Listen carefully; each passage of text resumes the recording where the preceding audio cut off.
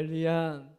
오늘도 우리의 삶에 성전이 주는 의미를 깨닫는 시간 되시기를 주님의 이름으로 축복합니다.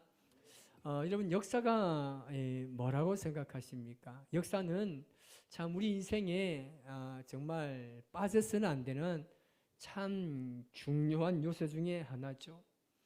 역사는 우리 선조들이 살았던 그 삶의 방식이 우리 시대에 전성되어서 흘러오고 또 우리가 살아가는 삶의 방식을 다음 세대로 흘려보내는 것이 바로 이 역사이죠.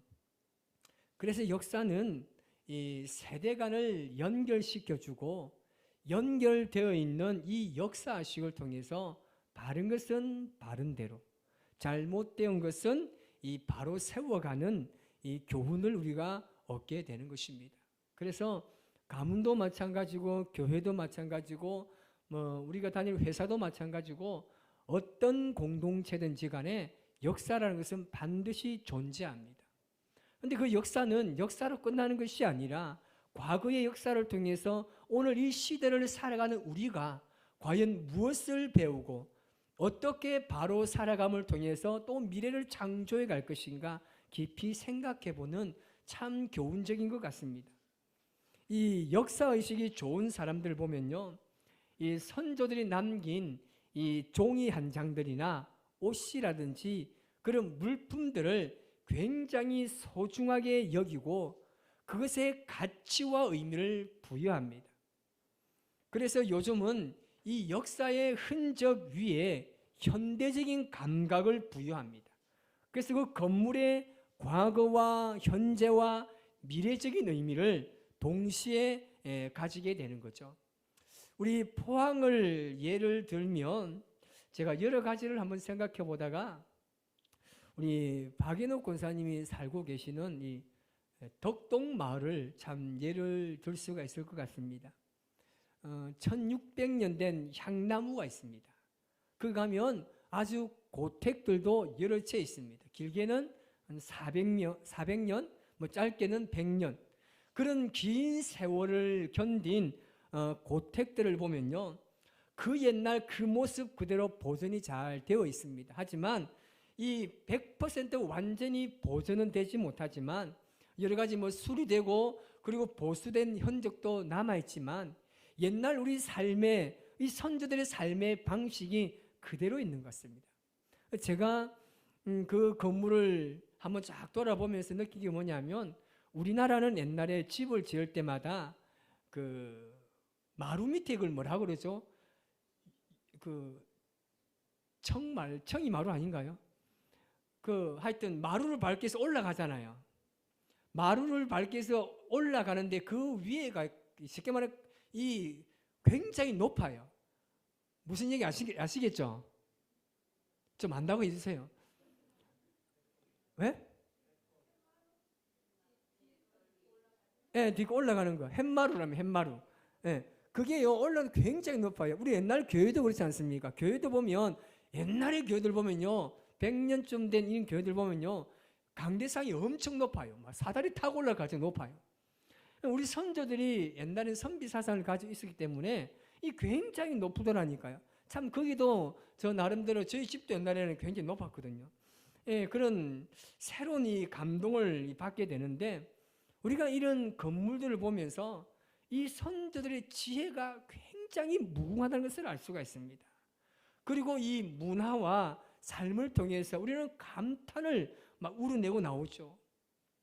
그런 의미에서 오늘 본문을 본다면 이 솔로몬은 역사의식을 정말 제대로 가진 사람입니다. 하나님으로부터 성전 건축을 허락받고 아버지 다윗으로부터도 성전 건축이 가장 큰 과업이며 의무임을 부여받았던 솔로몬입니다. 그런데 그에게는요, 이 성전을 지을 수 있는 모든 것이 되어 있지만 한 가지 고민이 있습니다. 뭐냐면 이 성전의 터를 어디에 두어야 하는 겁니다. 과연 이 성전을 어디에 지어야 하는가? 솔로몬이 이것이 굉장히 큰 고민이었습니다. 그 고민은 바로 뭐냐면 의미라는 겁니다. 의미.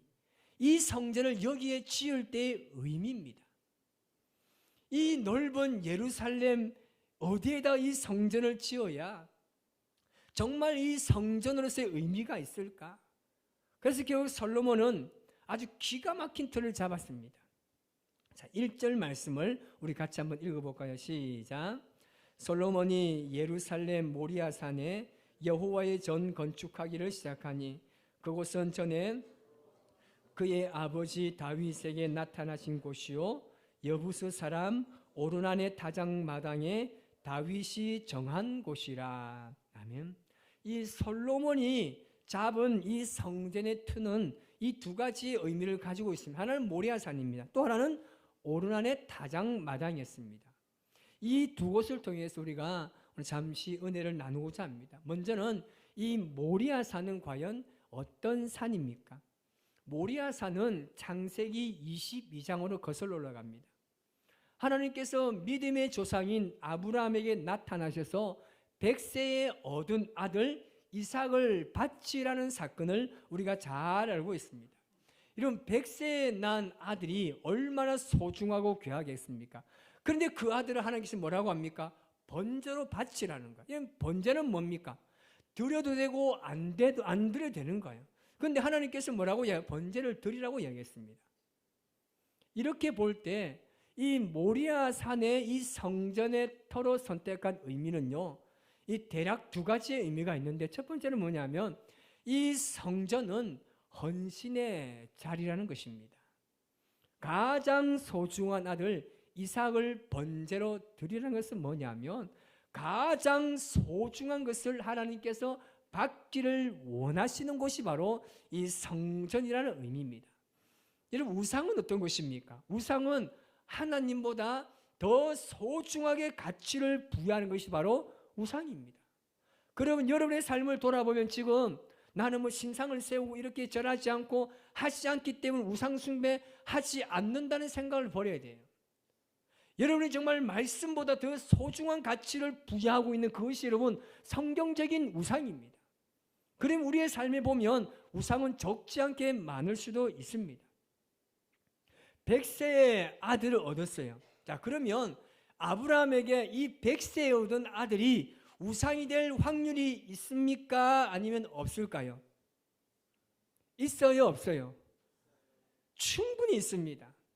이런 100세에 낳았다는 건 우리는 상상할 수 없잖아요. 그런데 얼마나 소중하게 여기겠습니까?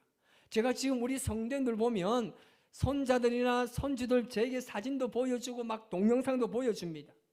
우리 성도들 그거 보면서 막 좋아 넘어갑니다. 막. 입꼬리가 여기 정말 귀에까지 걸리면서 막 얼마나 자랑을 하고 얼마나 좋은지 몰라요. 그런데 가만히 보면 아들도 아니에요. 아들이고 딸이면 제가 좀 이해를 하겠는데 아들, 딸도 아닌 손주를 보는데도 너무 좋아 죽는 거예요. 제가 어떤 분이 저번에 집사님 만났는데 내일 손자가 온다는 거예요. 그런데 오늘 보니까 얼굴이 막 싱글벙글벙글해요. 손자가 오늘 너무 좋아하는 거예요. 나도 과연 저렇게 할 수 있을까라고 생각할 정도입니다. 여러분의 인상을 보면 다음과 같습니다. 우리보다 더 하면 되지 못하지 않을걸요. 이런 표정인데 아마 그럴 것 같습니다. 여러분, 아브라함은 아들로 인해서 하나님께 나아가는 시간이 어쩌면 점점 줄어들 수 있습니다. 여러분 그렇지 않던가요? 지금 여러분 삶에 다른 어떤 것, 소중한 것, 정말 귀중한 가치가 되는 그 무엇이 내 삶에 들어오면 하나님께 나오는 시간이 점점 줄어들 수 있다는 겁니다. 여러분, 이 성전은 가치가 없는 것, 무가치한 것을 하나님께 드리는 것이 아닙니다. 내게 있는 가장 소중한 것을 드려야 하는 겁니다. 그리고 이 모리아산을 성전의 터로 선택한 또 다른 것은요, 여호와 이레입니다. 여호와의 산에서 준비되었다는 겁니다. 우리가 하나님의 성전을 소중한 것으로 헌신할 때 하나님께서는 우리의 인생에 꼭 필요한 것을 미리 예비하시고 준비하신다는 의미가 여기에 있습니다. 그래서 고통의 시간을 피하는 것보다 여러분 그것만이 꼭 문제의 해결 방법이 아니라는 겁니다. 만약에 아브라함이 이런 선택의 순간입니다. 가장 소중하게 여기는 그 아들, 정말 하나님께 드릴 것인가, 그 선택의 순간을 만약에 피했다면 이 아브라함은 여호와 이레의 하나님을 경험하지 못했을 겁니다. 예비하시고 준비하신 하나님의 은혜를 그는 경험하기 위해서 어떻게 해야 됩니까? 그 고통의 순간에도 주님께서 원하신다라면, 내가 비록 결정하기 힘들고 이것이 정말 고통의 선택이라 할지라도 우리는 은혜를 경험하기 위해서는, 여호와 이레의 하나님을 경험하기 위해서는 그 선택을 해야 하는 것입니다. 이것이 바로 하나님께서 이 솔로몬에게 주신 이 성전의 틀을 여기에 잡은 의미가 바로 여기에 있습니다. 두 번째는 어떤 산입니까? 이 오르난 타작마당입니다. 이 솔로몬이 여기에다가 이 성전의 털을 잡은 역사적인 의미가 있습니다.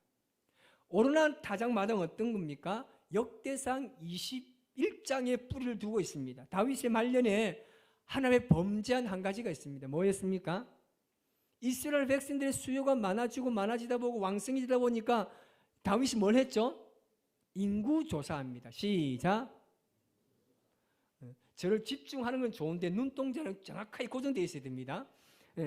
뭐냐면 이 인구조사입니다. 이건 뭐였습니까? 사람의 그냥 자기의 업적을 생각하는 겁니다. 물론 왕이 인구조사하는 게 어디 나쁘겠습니까? 근데 솔로몬의 마음에는 자기가 지금 이렇게 업적을 남겼다는 의미로 보았기 때문입니다.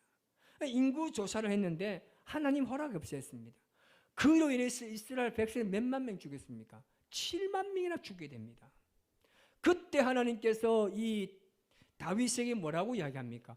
오르난의 타작마당을 지목하면서 여기에서 번제를 드리라고 말씀합니다. 다윗은 오르난에게 큰 돈을 주고 그 터를 삽니다. 물론 오르난은 왕이 원하는 땅이기 때문에 그냥 내어주겠다고 이야기하지만 솔로몬은 절대 그냥 받지 않았습니다. 죗값을 주고 그 터를 사고 거기에서 번제를 드려 용서를 구했습니다. 하나님은 이 다윗의 제사를 받으시고 그를 용서해 주셨습니다. 그러므로 이 오르난 타작마당이 주는 이 성전의 의미, 이 오르난 타작마당에서 이 드린 이 터를 잡은 그 의미가 뭐냐면 바로 이 용서의 자리라는 겁니다. 아무리 큰 죄를 지었다 할지라도 하나님 앞에 나와서 물어보러 구하고 회개하면 하나님께서는 그 죄를 용서하신다는 겁니다. 그래서 이 터를 선택한 이유는 뭐냐면 바로 사죄의 의미가 성전이라는 것입니다. 여러분, 성전의 터를 잡은 이런 역사적인 의미가 두 가지가 있습니다. 여러분, 성전의 터를 잡은 이 솔로몬이 이런 역사적 의미를 기억한 것 같이 우리도 남겨둔 모든 것은요, 후손들에게 역사적인 이 의미가 있다는 사실을 기억하게 해야 하는 겁니다. 그런데 참 무서운 것은 뭔지 아십니까? 우리가 잘못 살았던 그 모든 것도 역사를 그슬러 올라간다는 거예요. 우리가 좋은 삶만, 우리 좋았던, 우리가 잘 살았던 그 모습만이 역사로 거슬러가면 좋겠지만, 이런 왜 성경에 그렇게 위대한 사람이 여러분 음란을 행하고 죄를 짓고 사람을 이유 없이 죽이고 왜 거짓말을 하고 왜 불을 행하고 왜 이렇게 성경에 그런 역사들이 많이 기록되어 있습니까? 너희는 이 모든 역사를 봐야 한다는 거예요. 역사는 좋은 행정만 그슬러 올라가는 게 아니에요. 잘못된 역사도 너희들이 보고 잘못된 것을 너희가 바르게 세워가라는 역사적인 의미가 있는 거예요. 그래서 우리가 우리 다음 세대들의 역사를 우리가 기억에 남겨야 할 때는요, 이런 잘못된 것도 우리가 이야기할 수 있어야 되는 거죠. 그래서 이게 잘못된 게요, 이 다음 세대에 흘러가서 그들이 똑같이 본받는다면 이건 정말 위험한 것이죠. 그래서 끊임없이 이 역사에 대한 교훈이 우리 다음 세대에 필요합니다. 그래서 후손들에게 남겨둔 이 모든 일이요, 신앙적이고 영적인 의미를 가지시기를 주님의 이름으로 축복합니다. 우리가 보는 성경도요, 의미를 가지고, 우리가 하는 말도 의미를 가지고, 부모가 하는 모든 일도 의미가 있습니다. 그래서 이 모든 것이 우리 자손들에게 정말 역사적으로 잘 흘려가면서 여러분들이 무엇을 해야 되느냐 하면 여러분이 잘한 것만 자녀에게 교육하는 게 아니에요. 내가 잘못한 것을요 우리 자녀들에게 교육할 필요가 있습니다. 근데 여러분 한번 생각해 보십시오. 우리 자녀가 내가 교훈하는 그 모든 교훈을 다 받아들이나요? 그렇지 않습니다. 우리 자녀들은 절대 다 바르게 받지 않습니다. 그럼에도 불구하고 우리는 역사적인 이야기를 계속해서 우리 세대와 연결시켜갈 수 있어야 합니다. 그래서 솔로몬은 어땠습니까? 바르지 못한 것은 그가 바로 세웠습니다. 바른 것은 그가 그대로 받아서 역사적인 의미를 가지고 성전을 세워갔습니다. 여러분, 이 말씀을 제가 한마디로 요약해서 말씀드리면 우리의 신앙이 여러분 이 성전의 터 위에 세워져야 하는 겁니다. 여러분의 신앙의 모습이 이 성전 터 위에 세워져야 하는 거예요. 지금 오늘 이 시대는요 성전을 중요하게 생각하지 않습니다. 지금 이 시대는요 그냥 바쁘면 집에서 온라인 예배 드리는 것으로 자기가 다 했다고 생각합니다. 근데 여러분 그렇지 않습니다.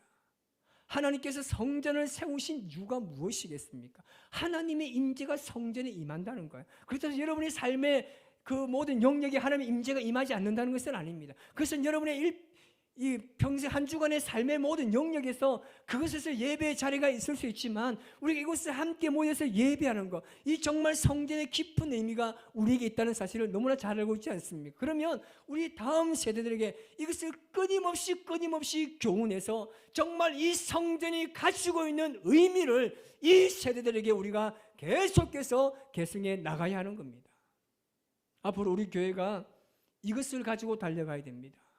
우리 여러분, 우리 모두가 이 솔로몬이 이 성전의 터를 잡은 이 역사적인 의미를 생각하면서 우리도 앞으로 우리의 신앙의 터를 이 성전에 굳건하게 세워 가시기를 바랍니다. 시대가 가면 갈수록 여러분 성전에 사람들은 모이지 않는다고 이야기했습니다. 지금 하나님의 말씀이 여러분 그대로 임하고 있습니다. 말세가 되면 뭐가 사라지겠습니까? 사랑이 식어진다 했잖아요. 지금은요 초고도화입니다. 초개인주의를 지금 시대가 전략했습니다. 우리 공동체가 주님의 이름으로 온전한 말씀에 세워져서 하나님 앞에 정말 기뻐하시는 것이 무엇인가? 믿음으로 기도하면서 주의 말씀을 듣고 그 말씀을 듣고 주님 앞에 살아가는 저와 여러분의 삶이 되시기를 바랍니다. 우리 모두가 하나님을 기억하는 그 매개체가 되어야 되는 겁니다. 우리의 예배도, 우리의 찬송도, 우리의 전도도, 그리고 나의 신앙의 모습도 이 모든 것이 여러분 우리 후손들에게 잘 물려져 갈 수 있어야 합니다. 그래서 여러분 이제부터 여러분 우리 다음 세대 예배여 여러분 정말 관심을 가져야 합니다. 여러분 주일날 교회 오면 좀 일찍 오면요 아이들의 예배도 한번 둘러보고 누가 앉아있는지 어떤 교사가 있는지 한번 알아봐야 합니다. 그래서 여러분 우리의 신앙이요 계속해서 거슬러 가야 됩니다. 참 감사한 것은요 우리 교사들이 아이들 몇 명 안 돼요. 몇 명 안 되는데 이 아이들의 교육은요 초엘리트 교육입니다. 왜냐하면 1:1 교육입니다. 교회 여러분 1:1 교육은 잘 없습니다. 우리 교회만 1:1입니다. 내년에는 1:3의 교육이 일어날 줄 믿습니다. 아멘. 여러분 주위에 있는 아이들 다 데려와야 돼요. 그래서 우리 교회가 이 아이들에게 정말 우리의 신앙, 우리의 믿음의 아버지, 어머니, 할아버지, 할머니들이 이렇게 교회를 사랑하고 이렇게 우리를 위해서 기도해 오셨구나. 이런 신앙의 아름다운 개성이 우리로부터 계속해서 흘러져가는 포항 우리 교회가 돼서 정말 여러분 저는 다른 거 없습니다. 정말 하나님께서 기뻐하시는 교회면 됩니다. 정말 하나님께서 기뻐하시는 우리 믿음의 사람이면 됩니다. 그거 하나면 됩니다. 그래서 오늘 이 한 주간도 살아가실 때 내가 하나님의 사람을 정말 잘 살겠노로 결단하며 성전을 떠나시기 바랍니다. 그래서 우리의 삶을 통해서 온전히 주께 영광 돌리는 저와 여러분의 삶이 되시기를 주님의 이름으로 축복합니다. 기도하겠습니다.